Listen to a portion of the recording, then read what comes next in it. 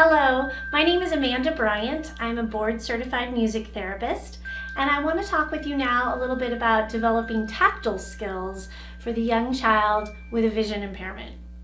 The first thing that I want to mention is thinking beyond plastic.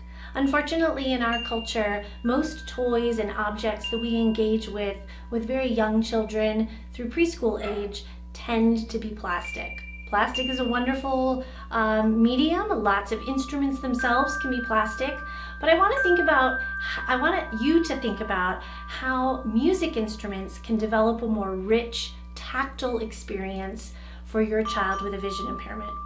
So, thinking about different tactile experiences, the chimes can be a wonderful way to invite children to use their hands or their feet to first initiate with other types of textures.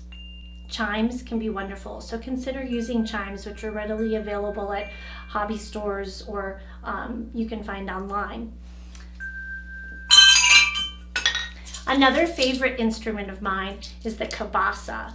It makes a wonderful, rich, metallic sound, and it has all these numerous beads that you can pat, that you can roll, that you can rub on a child for, again, a really rich tactile experience. Variety of textures, variety of sounds, and variety of shapes. This is a wooden caterpillar from South America. Instruments provide vibration.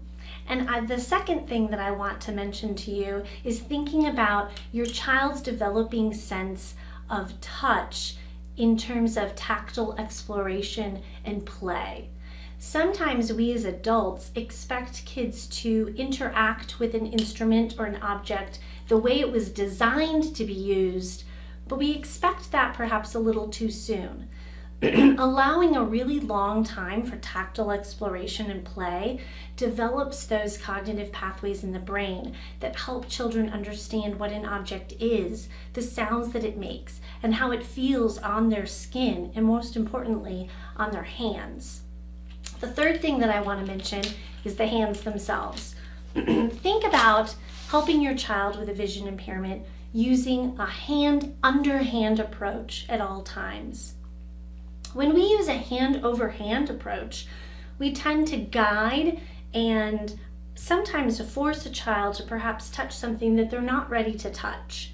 Many children with vision impairment are very sensitive to their hands. So if that's the case, music can be a really rich opportunity to develop their tactile sense on their feet. Young children love the opportunity to put their feet up against a guitar while you strum it. You don't have to make beautiful music, you just need to strum. Allow them to hear the different rich tones and feel the vibration. Think about a little baby being positioned on a drum where their bottom gets to feel the vibration, or their feet. Feet can come before hands, and when we are using hands, we want to come with a hand-under-hand approach. Hand-under-hand helps invite the child to a mutual play topic that we can enjoy together. The last thing that I want to mention is thinking about using a shared duplicate, the same instrument that you and your child would play with together, or a second instrument that's the same. And that helps the child to develop the sense of topic, that what they're hearing and what they're touching and the sounds that they're making and the tactile experience that they're having is the same that their parent or their play partner is having. Rather than having to compete with multiple objects and multiple tactile objects at the same time, we can just focus on one. And you can share that object with your child, that instrument with your child, or you can have the same. I hope that these tactile skill tips using music were helpful for you. Thank you for listening.